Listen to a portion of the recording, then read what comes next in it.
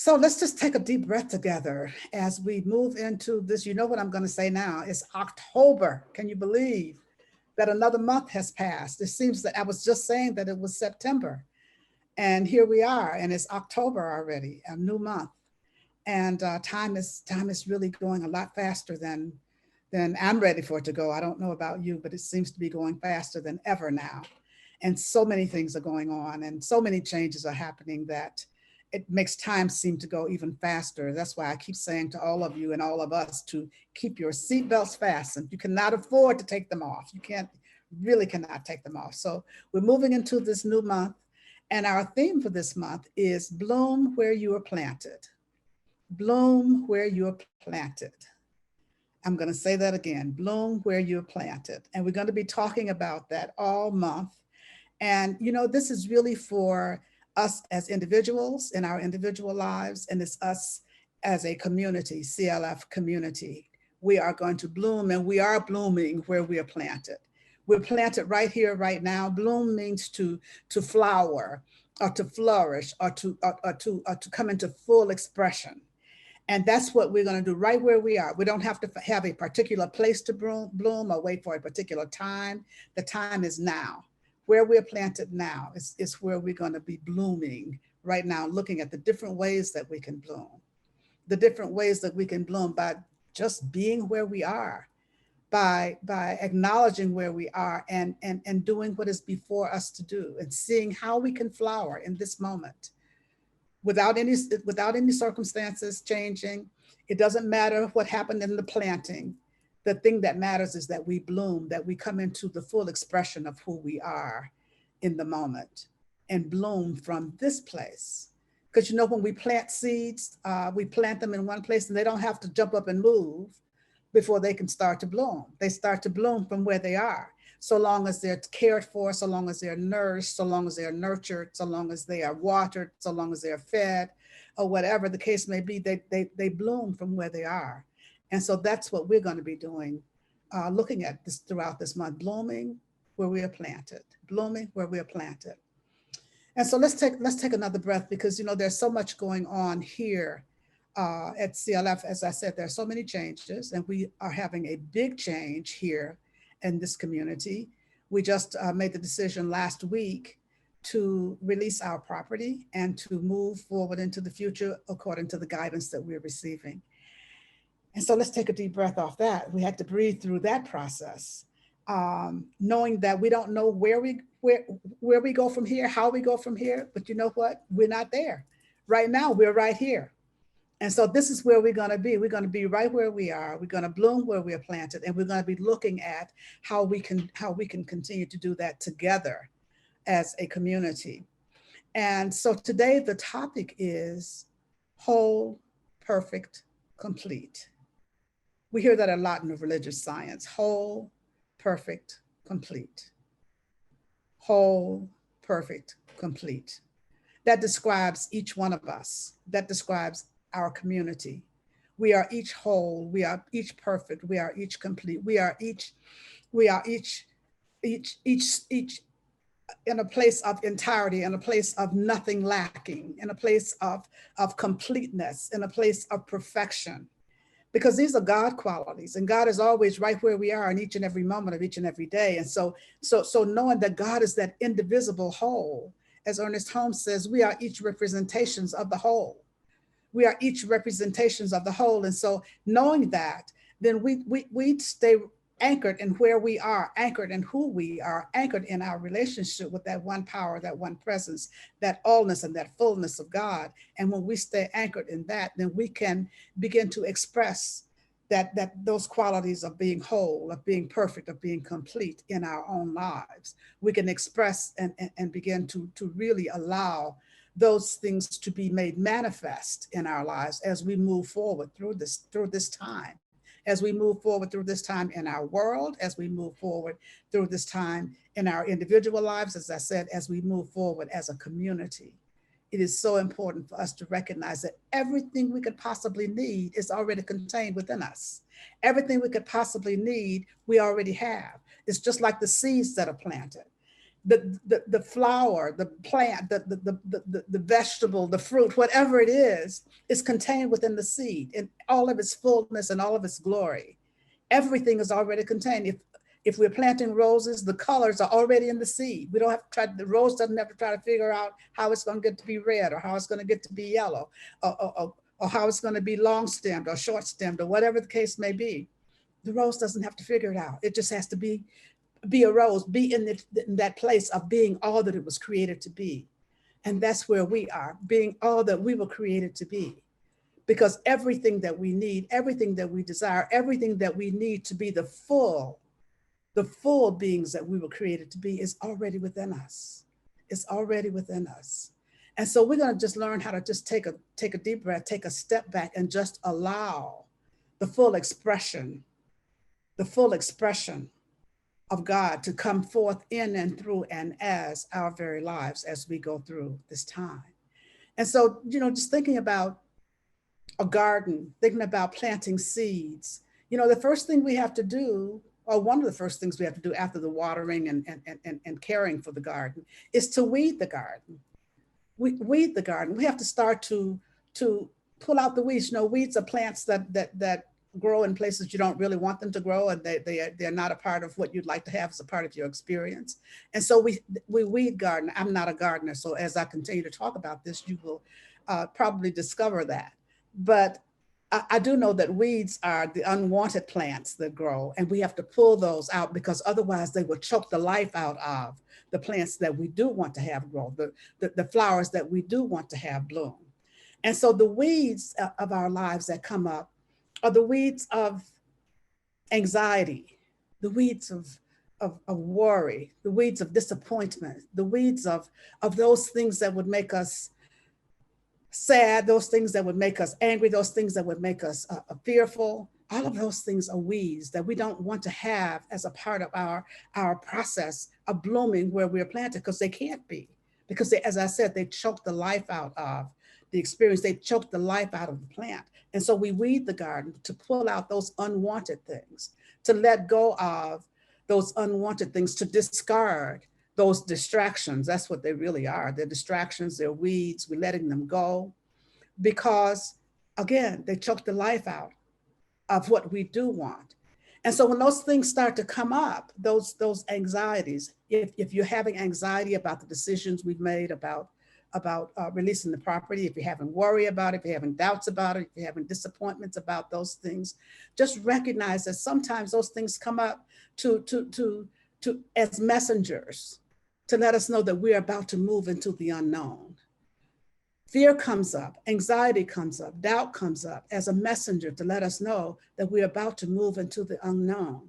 And so it makes us feel anxious, it makes us feel fearful, it makes us feel doubtful, it makes us feel worried. All those kinds of things come up for us. And what we have to do is just take a deep breath and just step back and just realize these are just weeds that are just giving us a message that the unknown is ahead of us. The unknown is ahead of us. The unknown is ahead of us. And we know that one thing about it is that even though it's unknown, we don't walk in that path alone. We don't walk that path alone. Howard Thurman says, it takes courage to strike out on a path I've never trod before. It takes courage to strike out on a path I've never trod before. For us, it takes courage to strike out on a path we've never trod before. We're on a path right now we've never trod before. We've never in our lifetime gone through a pandemic. We've never in our lifetime gone through the kinds of things that are happening in the world that are happening for us right now. We've never in our lifetime had to deal with some of the issues we are having to deal with right now.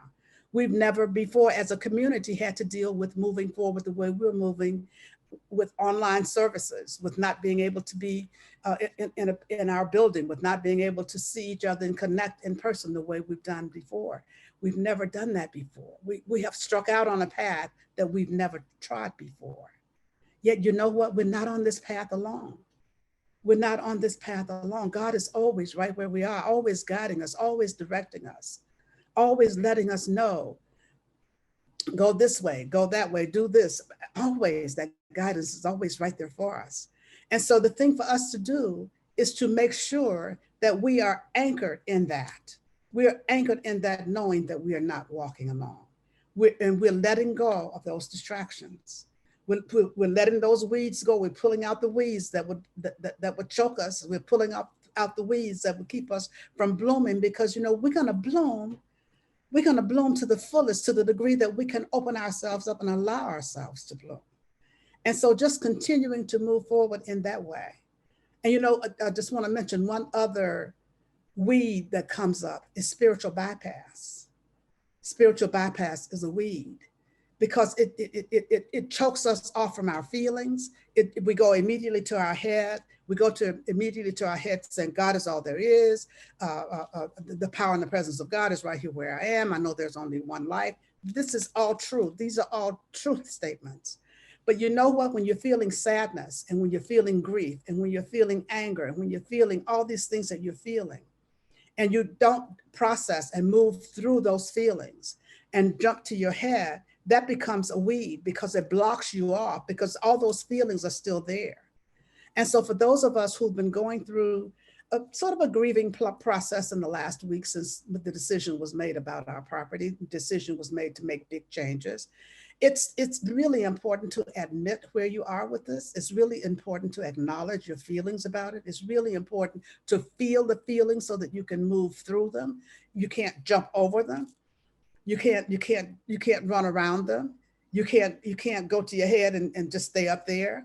We have to walk through it, and we can walk through this together as a community. This is how we get to the place where we bloom, where we're planted. This is how we get to the place where we just bloom anyway, because we're opening up to be a place of full expression, to be a place of full flowering. That's what we are doing when we are really moving out of spiritual bypass and being in a place of knowing where we are, knowing who we are. And yes, I know the truth, and I feel really sad right now. I know the truth, and I feel really bad right now. I know the truth, and I feel like there's a loss. And you know, there is a loss. It's a loss of what was. It's a loss of what we think could have been. It's a loss of an ideal. And we know that one thing that we know for sure, when it comes to our property, we're not losing the property. We have made a conscious decision to move forward. We've made a conscious decision to move forward in a way that we're being guided and directed every step of the way. We don't know how, and we don't have to know how. That's not ours to know. Ours to know was the what, and the what was for us to be open and available to God showing us a new way, a new place, a new way of being, a new way of showing up as Creative Living Fellowship. And that's what we're doing right here, right now. And I invite you to breathe. I invite you to move through this time. I invite you to feel whatever feelings you have about it. I invite you to contact the practitioners, have a practitioner pray with you, have a practitioner continue to work with you, to guide you, to counsel you, to be available to you. That's what our practitioners are doing, really, really helping us walk through this time, holding all of us and this community in prayer. Because I want you to keep one thing in mind, is that we are a community. We are not a building. We are a community. We are not a property. We are a community, and this community continues. We are continuing to evolve. We're continuing to grow. We're continuing to flower. We're continuing to bloom. And that's what we want to keep in mind that we're doing. We're blooming where we are planted. This is where we are planted, and we're blooming from here. And the thing that we don't have to do is we don't have to know how. We don't have to know how. We just have to know yes. We have to know yes. And you know, our theme for the year is life is for living. Just say yes. Life is for living. Just say yes. And we have said yes. We have said yes to moving forward. We have said yes to moving forward. And so I invite you to do that with ease and with grace, because it can be done with ease and with grace. And we are walking through this time together, knowing that we are guided and directed every step of the way. And we are blossoming as we go. And so join with us and keep walking this path with us the way that you've been doing all along. Oh, let's take a breath. The second thing I'd like us to do in this blooming where we are planted process, we're weeding the garden, and the next thing we're going to do is prune the garden. We're going to prune the garden. You know, pruning is cutting back, getting rid of the dead weight, getting rid of the dead heads, the things that don't really uh, that aren't really living any longer, that don't really contribute anything to the allness and the fullness of what we can be as individuals and as what we can be as a community. And so just this whole pruning process is what we're going through right now. What we're going through right now. And so in your individual lives, I'm inviting you to start the pruning, to not spend a lot of time with, or any time with entertaining negative thoughts, entertaining negative people, entertaining negative situations, negative circumstances that we find ourselves in, those things that don't make us feel good, that don't lift us up, that don't help us to rise. Those are the things we want to prune back. We want to cut those back. We want to cut those out. We want to let those go. And we have so many of those in our lives. And they, as I said, they could be people, they could be places, they could be things, they could be situations, they could be circumstances, they could be events, they could be conversations, they could be news reports, or whatever the case may be.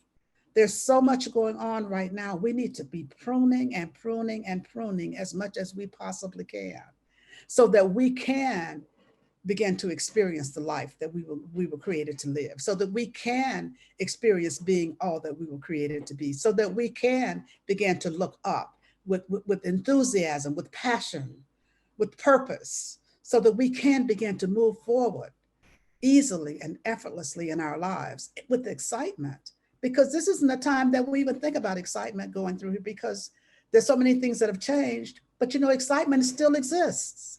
We can still have it in our lives. We have to find it. It's just like if you're planted in concrete, you have to look for the crack in the sidewalk so that you can start to bloom through that crack. This is how life works. And so excitement still exists. Excitement and enthusiasm and passion, all those things still exist. All those things still exist. Those things still exist, whether there's a pandemic or not, whether we're sitting in our homes or not, whether we can't see each other or not, whatever the case may be,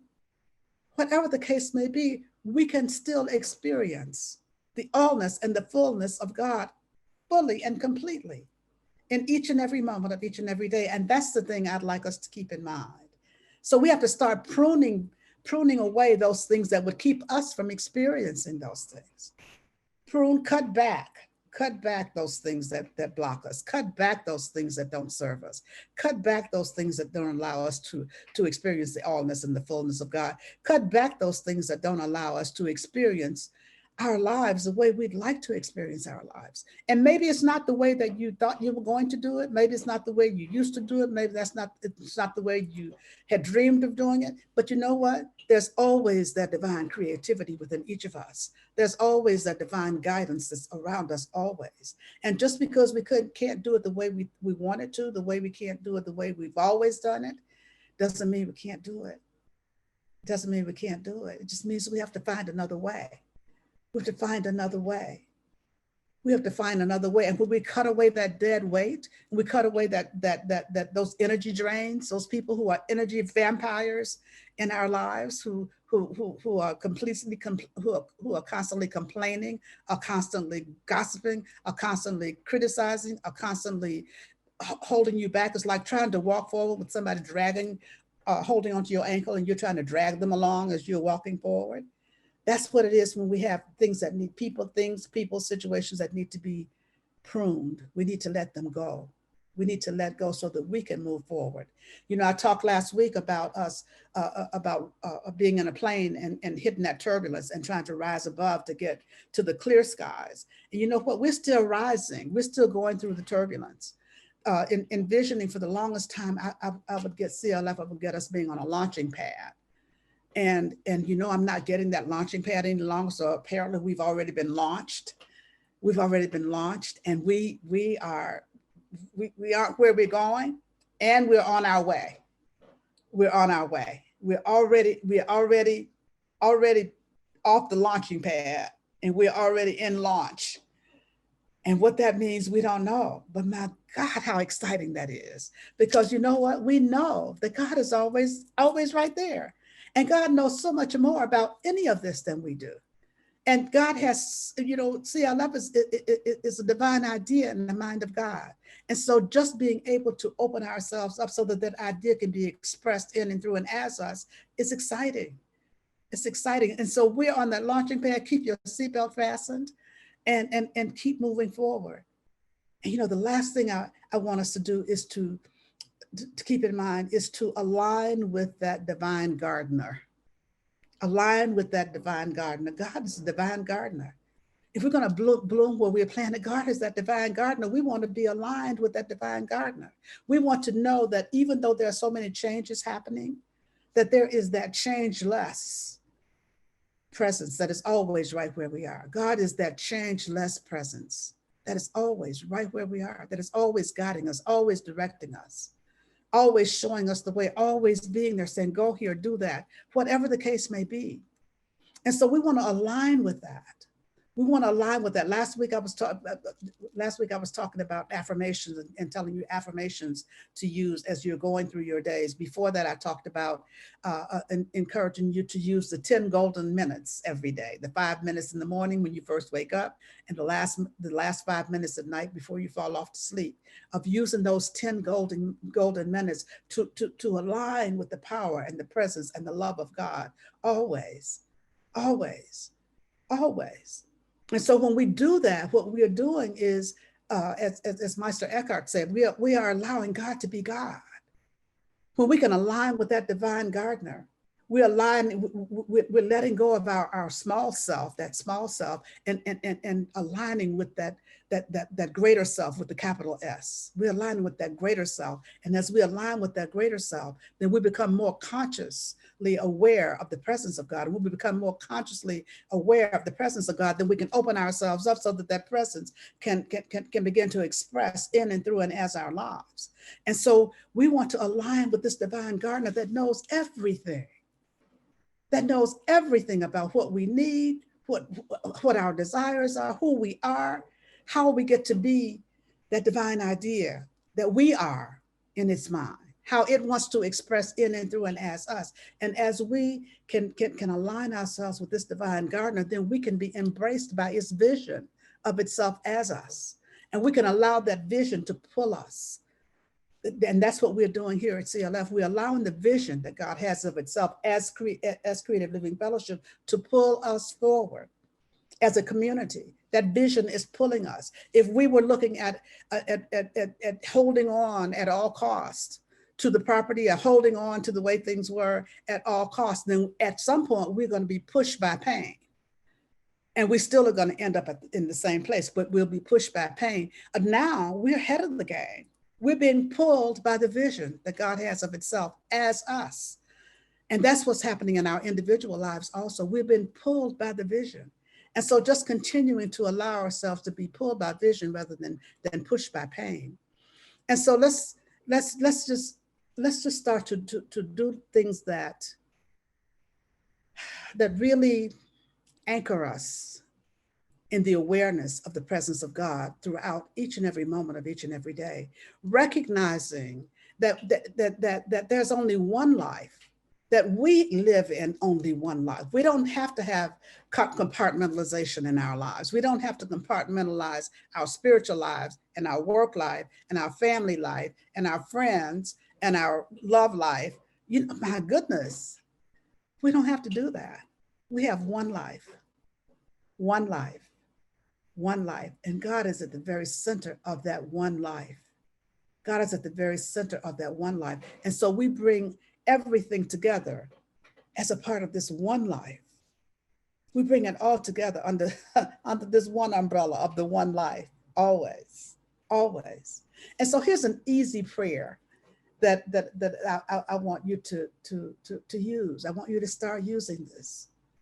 God, I'm trusting. God, I'm trusting. God, I'm trusting. Now, we all know we use spiritual mind treatment, and there is no replacing that. And that's not what I'm recommending. Yes, we use that. We do our spiritual mind treatment as a part of our regular spiritual practice every day.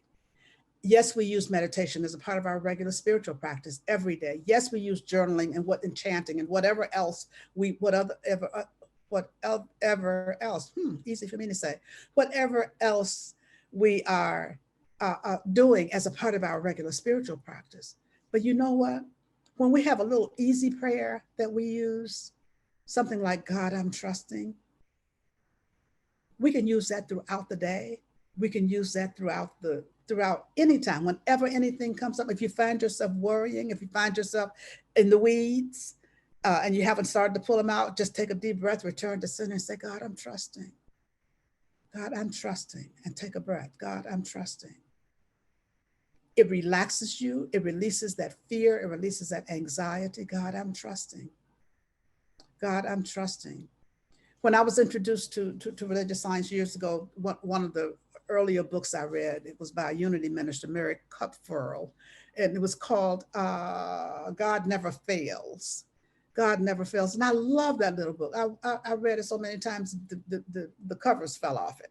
But she talked about easy prayer. And I remembered that from many, many, many years ago, using an easy prayer.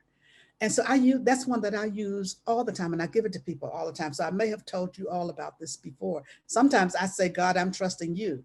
But you know what, if you, however you want to use that language, God, I'm trusting you, or God, I'm trusting.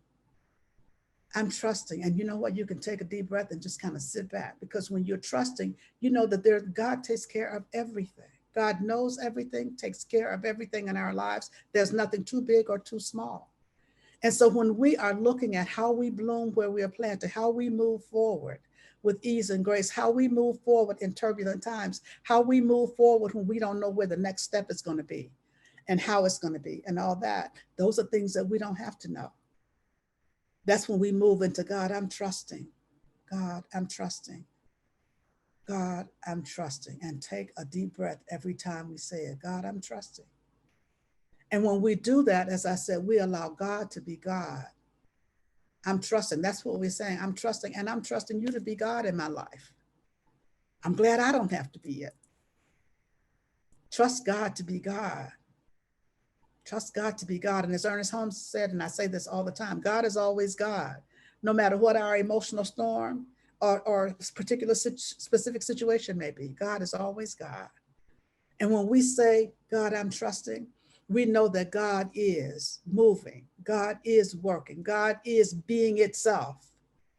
And when God is being itself, all needs are met. When God is being itself in our lives, everything is made new. When God is being itself, then everything's taken care of. Everything's taken care of. And when we can just say, God, I'm trusting, and take that breath, and that means that we're taking that energetic step back. We're taking our hands off. We're letting go of the weeds. We're letting go of the dead weight. We're letting go of it all. And we're just opening it up and saying, yes. That's what I'm trusting means. It means yes. It means yes. God, I'm trusting. You're saying yes. Yes. So I invite you, add this to your daily, moment by moment spiritual practice. God, I'm trusting. Add it to your 10 golden minutes in the mornings, 5 minutes in the morning, 5 minutes in the evenings. God, I'm trusting. Let it be your affirmation throughout the day about anything in any situation. God, I'm trusting. This is how we align with the divine gardener that knows exactly what we need to bloom where we are planted, that knows exactly what we need to be all that we were created to be, that knows exactly what Creative Living Fellowship needs to be all that it was created to be. And so that's what we're doing. We're all saying as a community, God, I'm trusting. God, we're trusting. And we know that all is well, all is taken care of. So let's just take a breath together and just move into this time of prayer, prayer, and prayer. Taking a breath in, God, I'm trusting. Trusting that one life, that one power, that one mind, that one breath, that one love, that one activity, that one power that I call God. But by any other name, it is the source of our being. By any other name, it is the only thing that is. God. the only life that is, God, my very life, and the life of each of us, God. And so just knowing this truth that I am one with that one, that one is my very life. I speak the word for each of us this day.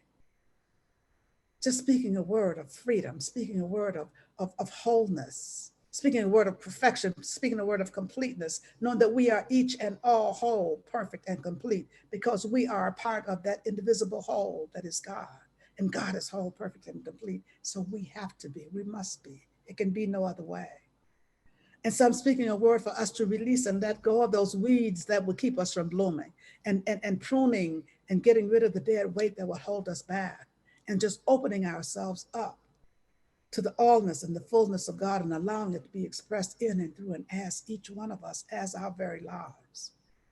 As we move through this time, I know that we are guided and directed every step of the way. Every step of the way there's guidance. Every step of the way there's a blueprint laid out before us. And we follow that blueprint that's been laid out before us by God who goes before us. And as we do so, all things are made new. All things are made new. And we just say yes to the newness, yes to life, yes to God. We open up and release those things that don't serve. And as we do so, all that needs to be healed is revealed, and it is healed easily and effortlessly. No matter what we name it, is healed easily and effortlessly by that radiant presence of God that is right where we are always, right in the midst of every situation, every circumstance, every event. And so I speak a special word of blessing right now for all those who are experiencing loss of any kind, all those who are impacted by COVID or the fires in California, or natural disasters of any kind, or any kind of disaster, any kind of loss. I know that that power and that presence of God is the great comforter that is bringing comfort and ease and peace of mind to broken hearts.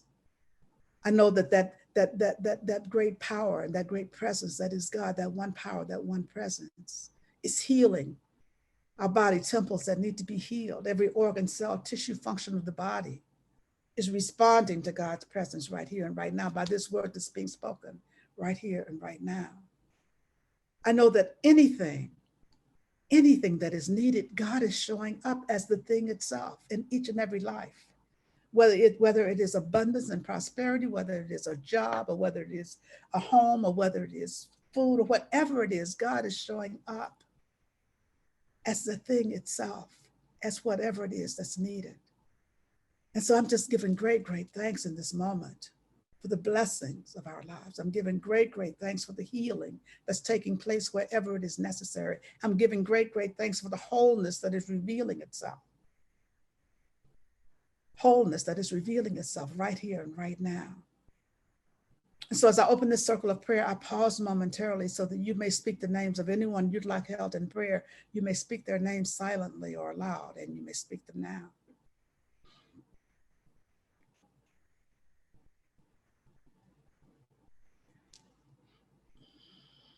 And so for all those whose names were spoken here this day, I know that God is right where each of them is, blessing and keeping them.